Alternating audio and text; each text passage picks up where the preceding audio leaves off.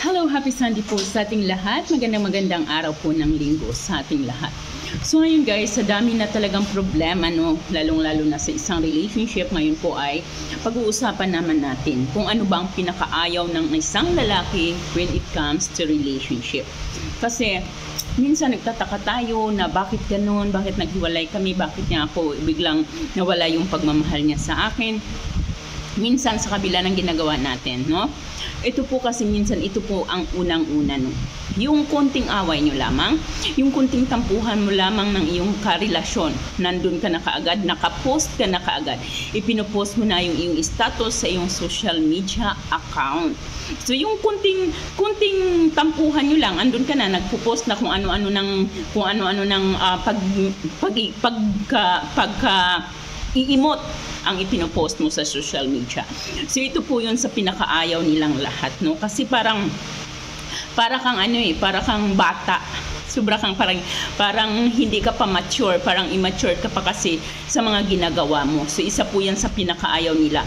Pwede nyo yung pag-usapan, palamigin nyo po muna ang sitwasyon, and then pag-uusapan po ninyo after na parehong malamig na ang inyong mga ulo. Pero iwasan po kaagad ang magpo-post-post sa social media. At syempre yung ating mga hygiene. Kailangan lagi tayong, syempre nandun yung lagi tayong iniingatan natin ang ating mga sarili. Inaangatan natin yung hindi natin napapabayaan, yung porket natagal na kayo sa relationship ninyo ay hinahayaan mo na lang ang iyong sarili na hindi ka na halos nagsusuklay. So kailangan po natin yan kahit pa dumating kayo sa punto na nagkasama na kayo or mag-asawa na kayo. So and then guys, syempre yung ating mga, minsan kasi tayong mga babae, nandun po talaga sa atin ang pagiging sobrang emotional at pagiging overthinking.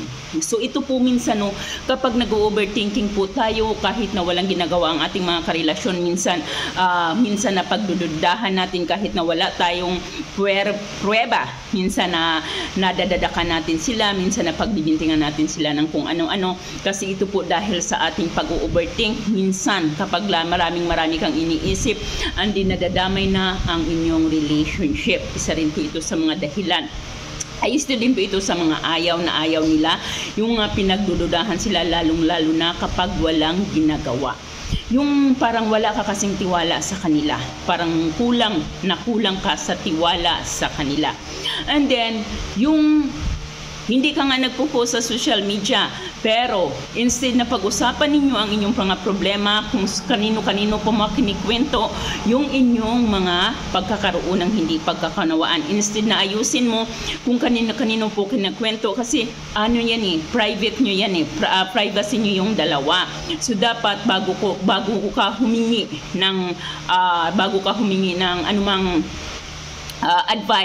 anumang advice sa iyong kapwa, or bago mo ipagkalat na ang inyong hindi pagkakaunawaan, dapat ayusin niyo po muna, pag-usapan niyo po muna ng maayos, kasi ayaw nila ng ganyan.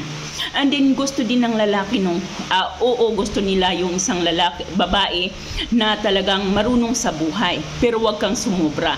Kasi once kasi na ipakita mo masyado kang independent na kaya mong mabuhay siya, parang ano din yun sa kanila, parang